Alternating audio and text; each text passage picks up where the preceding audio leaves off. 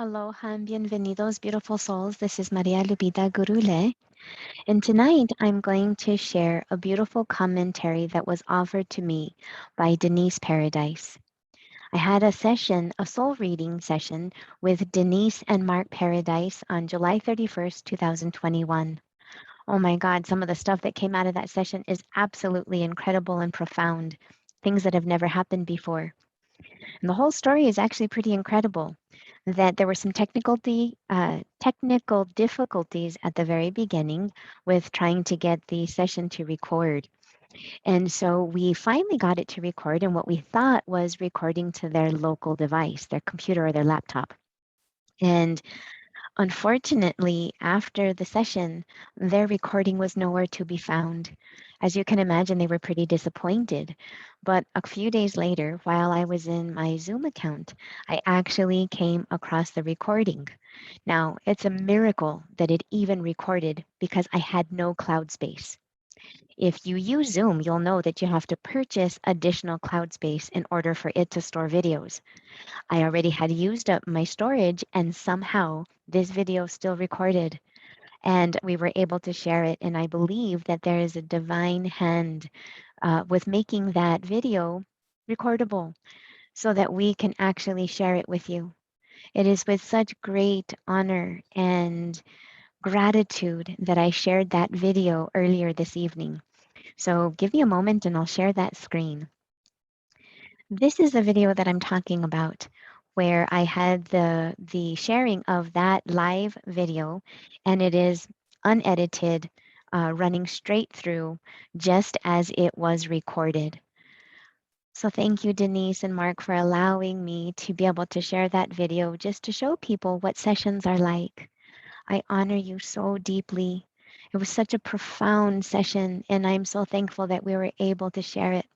I know that Hannah had a hand in it. And I thank you, Denise, for offering this beautiful commentary and an update for us all to see what has transpired after our session on July 31st. So without further delay, let's go ahead and just share a video portion of the video that the session that we recorded. So give me a moment and I'll cue that up. And in that video, I just want to be able to share just how incredible that entire event was. It was just, again, astounding, absolutely miraculous. And I'm so excited to be able to share part of this. So thank you again.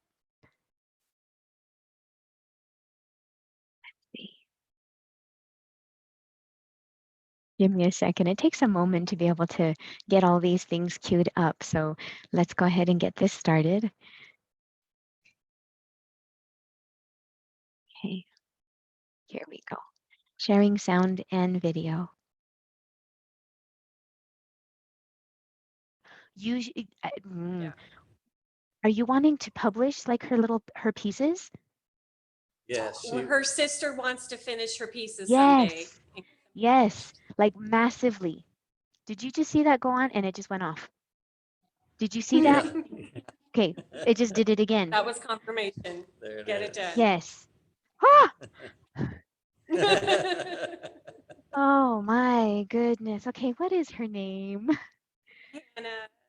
Oh yes, I Hannah. wrote it down already. Yes, Hannah. Okay. Wow.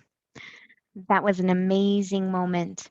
And it happened a few times throughout that session. So if you haven't had a chance to watch that already, I invite you to do so. So thank you, Hannah, for allowing that to record to the cloud. And thank you, Mark and Denise, for your willingness to share it with others so that they can perhaps receive a sense of peace and hope through it as well. Thank you so much for your willingness to share your journey. So now, without further delay, let's go ahead and watch that commentary. Thank you so much.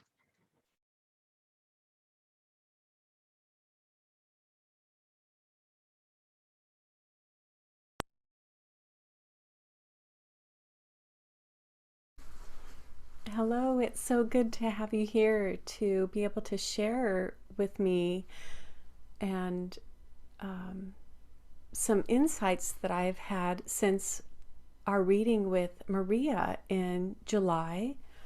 of 2021, actually July 31st, my husband and I had a reading with Maria, and we had found her through the Jeff Mara podcast. She was talking about her near-death experience, and we found Maria's website and booked a reading with her. And it's a distracting reading because our dogs were barking through the whole reading. We had them sequestered back in our bedroom, and we have 3 dogs, 3 Shelties, and you're going to hear them barking through the entire video. But it's interesting, when you're in a reading, you become so focused and engrossed in that moment. I heard them and I was aware of them during the reading, but my focus was so much on our interaction with Maria that it wasn't until I went back and saw the video again, I'm going, oh my gosh, they were barking through the whole thing. So I apologize for that, and hopefully you can tune in and look beyond that as well. So Maria begins the reading and she's talking about a walkabout. She says, I see you guys on walkabout.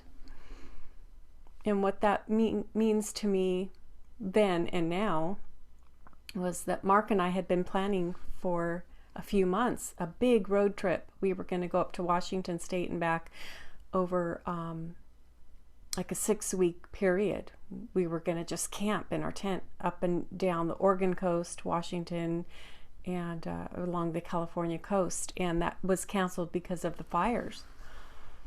But our purpose in that camping trip was for healing. And we didn't end up taking that trip, but I probably spent 5 weeks camping in a tent over the last 6 weeks. 6 or 7 weeks I've spent 5 of that camping in a tent for a healing venture. So that to me was the walkabout. This trek in nature and time in nature to reflect and gain some solid footing. And then Maria was talking about shamanic journeys and seeing drumming, and that's exactly what Mark and I do. We are sound healers, and we do meditation groups and sound healings for retreats, and we've done internationally down in Mexico, and we've done sweat lodge ceremonies, and we've worked with ayahuasqueros, and Mark's even done some life coaching, and we're very creative together. We create a lot together through art and music. So Maria picked up on that very much, how Mark and I really do create that way. We are shamanic in nature, and we're just always dabbling and exploring and creating together. So Maria was spot on with that. And all through this reading with Maria, her lights are flashing, and she said, this doesn't happen. This typically doesn't happen. And that was a wonderful confirmation for me that between all of us, between Hannah, our daughter, we lost our daughter, and this is what this reading is about, connecting with Hannah. And so it was a testament to me that Hannah was in the mix, and all of our combined energies were allowing Hannah to come through that way, and in flashing Maria's lights and offering confirmation to what our conversation was entailing. Maria was referring to doing a composite astrology chart for Mark and I, and she did end up doing that, and it was so spot on. I would request that you contact Maria to have your astrology chart done through her. It was really interesting and intriguing, and just validating a lot of things that Mark and I knew about ourselves, and it described us almost to a T. There were only a couple little tiny things that weren't quite in the mix, but it was great. It was really intuitive and spot on. Maria referenced, she says, I'm seeing something tactile with, and I wrote down her words, fibers and rope, cloth and thread. Actually tactile, she says, like knitting, or I'm seeing it. And what that references is several factors. When Hannah passed, her biological father and her father's cousin, who is a songwriter, were talking about Hannah and her passing, and Tracy is her name, and she wrote a song for Hannah, and it's called Hannah's Net, and about weaving Hannah's net, a net of love. Hannah's net is a net of love. So her dad took that a step further and asked everyone to gather strings and rope and twine and thread and whatever you want to help create Hannah's net. It is a physical thing. Her stepmom and her dad are making Hannah's actual net. It's going to be a net. I haven't seen it. I haven't even known if they've worked on it to have it constructed and completed, but there is an actual net, Hannah's net, and it's made of anything. People did contribute cloth and twine and shoestrings and fabric and prayer flags and sweetgrass for ceremony, and it's going to be fabulous when it's done. And so I took it to another level, and I started my YouTube channel, Weaving Hannah's Net, or Denise Paradise Weaving Hannah's Net.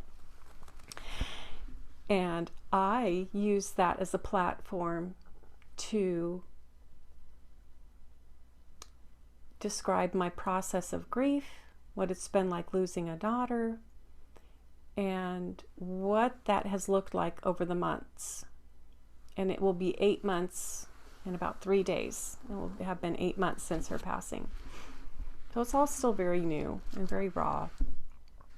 And so that was, Maria was spot on with that. Her seeing this tactile creation with all these different aspects to it. So very much. And then she mentions my husband Mark, my favorite husband Mark, and she's referencing like Marcus. She says Marcus, and Mark and I.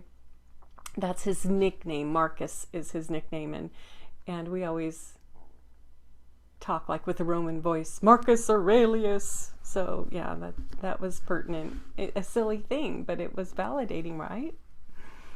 And then Maria's bringing up seeing somebody in like a holly hobby bonnet, like a prairie bonnet, like the pioneer women days, a bonnet and like a dress and formal. And Mark mentions, oh, well, she was Mormon. And I'm like furrowing my brow when he's talking about that. And that was my ego. My ego didn't want to be associated with religion. So I was taking it more personal, that don't bring up that she was Mormon, but it was such a huge part of Hannah's life. And she had a great time in that church, singing and doing talent shows and working with the Boy Scouts and Pinewood Derbies and doing campouts with us, because we did a lot with the scouting program, and volunteer projects and service projects and food and making things. And so it was a very, very big part of her life. And even when she had left the church and religion in general, she still had the missionaries over for dinner and would feed them, would do church events, would go to church with friends, even though she didn't hold that as a belief system any longer.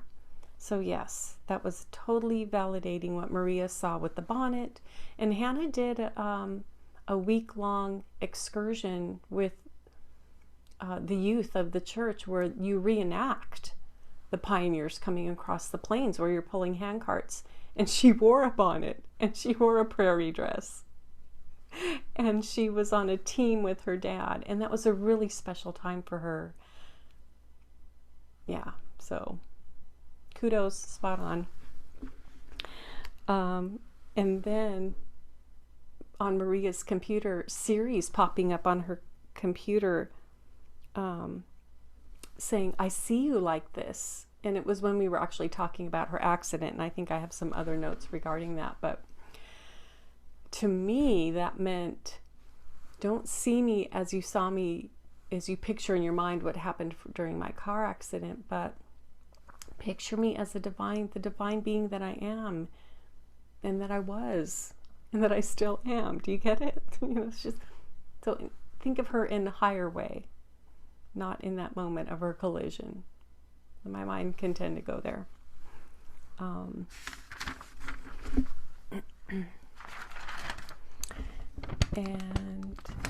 at one point, Maria was saying that she saw Hannah in like a beanie, or she said, I'm only seeing like this part of it. Well, Mark's dream that he had of Hannah, she came to him and she was in a sporting event, and she had a headband in the dream, and he just thought that was interesting in the dream that she had that, and she did wear one sometimes, especially during sports. She was a discus and shot put thrower,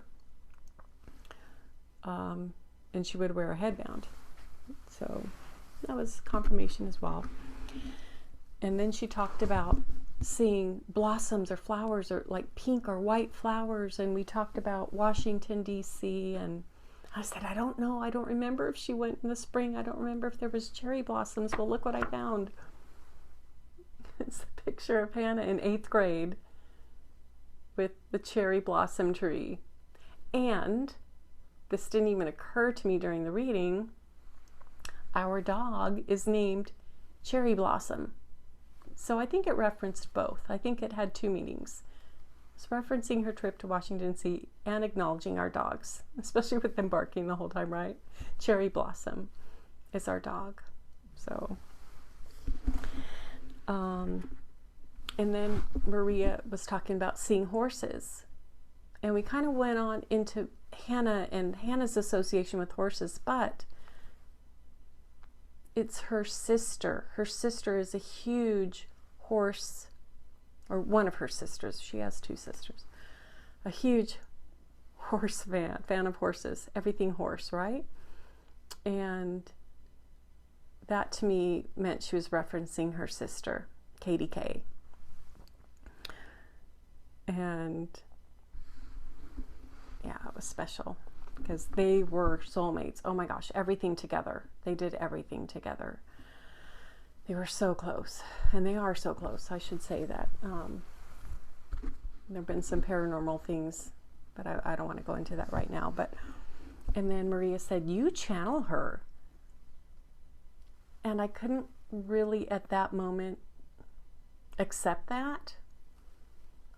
I wasn't really seeing it, but I do now. I mean, here it is 2.5 months after that reading, and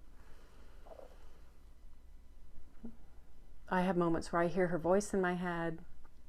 I've been doing automatic writing. I did a 30-day challenge, and I've continued that now beyond the 30 days, and she comes through in my writing.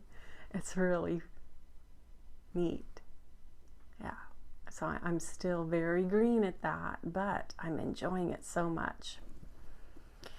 But I felt like Maria's conversation when she said that, you channel her, I almost feel like that conversation didn't get to be completed. So, and then Maria was talking about the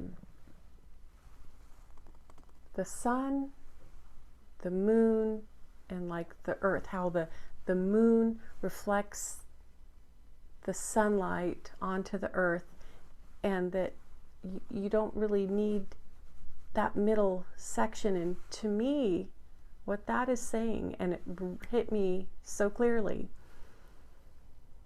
I have used mediums in my life off and on, very briefly, maybe once a year. I go and I say I get my spiritual makeover. What Hannah was saying is that, Mom, you don't need the medium. You and I can work directly together. We're going to do this. We can do this. We will do this. You don't need the middleman. That's that's what I read into that. And there may be additional meaning as well, but that's what it was saying to me. And then Maria was saying that Hannah she's showing me extreme love and gratitude. She said there's not even earth words for this amount of extreme love and gratitude. And that was so important for me to hear that, because Hannah and I had had a small falling out. 9 months. It's a little bit bigger than small, right? Or something silly, so silly. And so I needed to hear that, because when Hannah called me 2 days before her passing, after this long length of time without speaking, I had told her in that conversation, I said, Hannah, I said, oh my gosh, I said, it just hurt my heart so much we didn't talk for so long. So I just need you to know how much I love you. I said, I love you so much. I said, you can never understand how much I love you until you are a mother. I said, there's no words, Hannah. A mother's love is so ultimate, and in most cases, right? I said, until you're a mother, you're not going to know how much I love you. Okay. So I got to tell her that, and so she reciprocated. I get it. She's showing me, and I love you even more, right? So that was important that Maria relayed that information to me. And then Maria mentioned that her car accident wasn't intentional, and so I just want to mention, no drugs, no alcohol, everyone was tested, and there was icy roads. There was no intention. It was just quick. It happened, unexpected. And Maria mentioned about her place of work and how she was like seeing canopies or some sort of coverings. But Hannah had worked for not a real long time, but she's very welcomed into that environment. It was an indoor archery and gun range, so it was very high ceilings.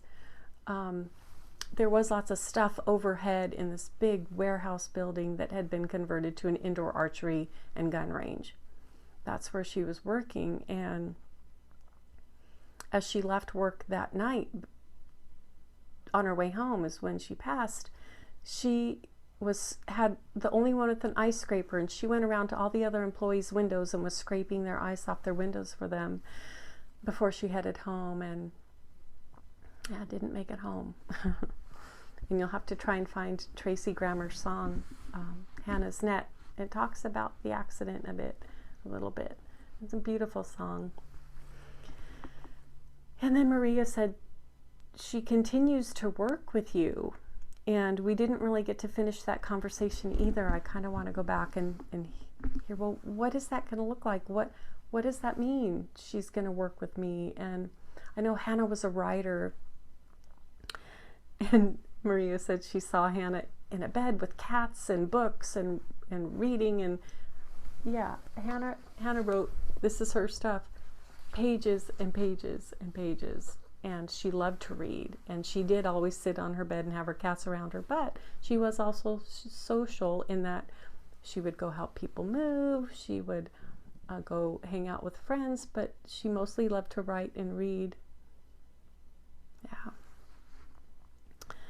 And Maria did say that I channel her, and again, that's been more evident in the last couple weeks, that she's coming through to me. And one quick instance, when I was out camping this last month, I heard her. I went out for a walk and I sat on these rocks, and I was just picturing her accident and going in this deep dark place, and I hear her voice in my head, and she says, Mom, every time you do that, every time you go to that place in your mind and you're focusing in on that, it's condensing energy that is negative and sad and remorseful and all the negative energy. It's condensed, and you take that into your body, and you create that, and you be that, and you are that. She said, pull back from that. see the bigger picture. And as you see the bigger picture, Mom, you're moving into light and love and awareness and gratitude and love and everything that is opposite of where you just were. She said, pull back and see the bigger picture, Mom. Don't focus in like that. So it made me very mindful. So I do channel her. I do hear her, and that's becoming more evident. And Maria referenced that just prior to meeting with Mark and I, she was recording a video about the Divine Mother that she posted for her YouTube channel. And just probably as Maria was filming that, I was having my own meditation and connection, and I was tuning into Guadalupe and the Virgin Mary and just divine motherhood and divine feminine, and really tuning into that, and me as a mother, and thinking of Maria as a mother, just all this about mothering and loving. And so I was tuned in, or we were tuned into each other. But it was really nice to have that validating confirmation that yes, we're connected, we're all one. So I probably rambled longer than I intended, but I just wanted to really highlight some of those moments in the reading for you. And it's wonderful. And Maria's such a sweet soul. Yeah, I can't say enough about Maria. I just hold her in my heart, and I have such gratitude for her and the gifts she shares, the love she shares, the insights, and she's a wonderful, beautiful teacher here for us. And how wonderful is that? Bless you all. Thank you. Take care. Hello, it's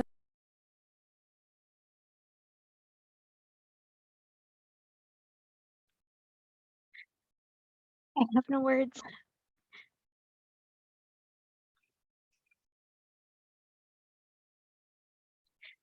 Thank you, Hannah. Thank you, Denise, for sharing this with us. I am deeply, deeply honored and deeply humbled.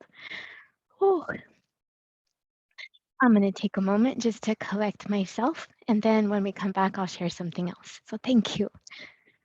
I'm deeply honored.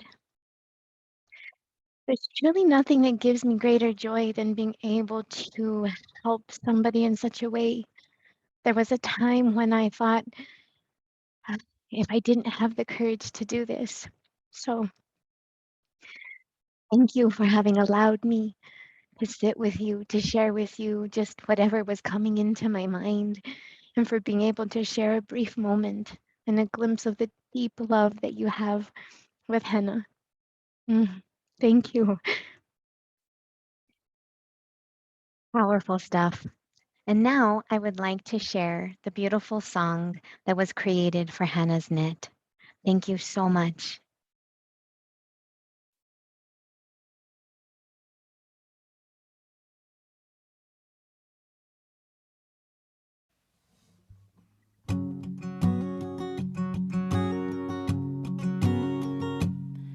On a bleak and wintry four-lane stretch out in western San Antone, she spun out on a patch of ice and she never made it home. She was my cousin Jeffrey's middle girl and her mama's look-alike. She was just 25.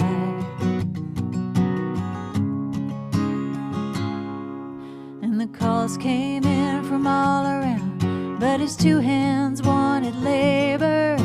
He couldn't hold his hand out, and he hadn't been there to save her. So he asked her friends and all of us for something he could weave into a net of love. And Hannah's net is holy, and Hannah's net is strong. The way the family holds you when your heart is good is gone. No trouble that this net can't hold, no sorrows we can't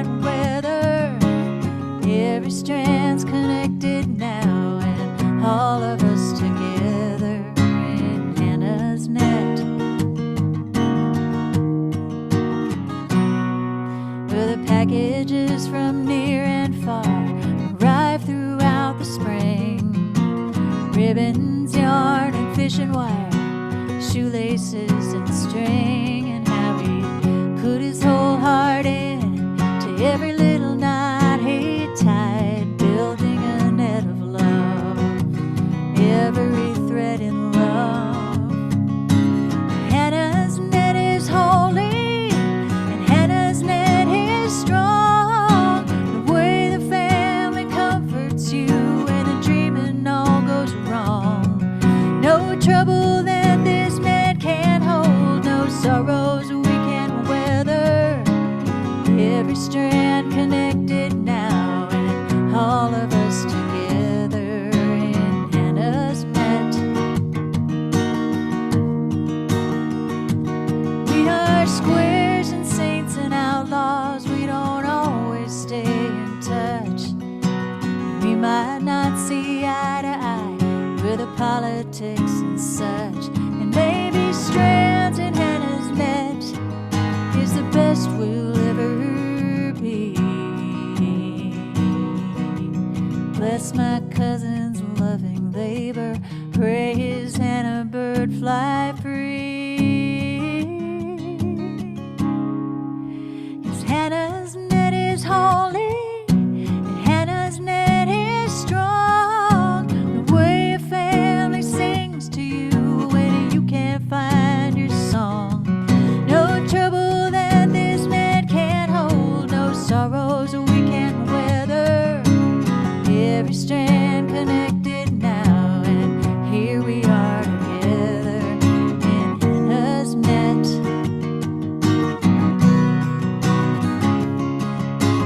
Hannah's net. We won't forget.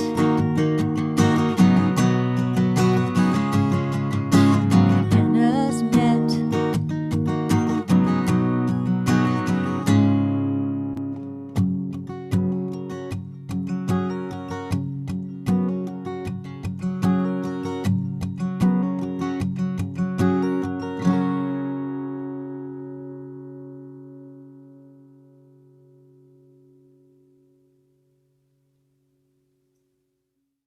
Hi, my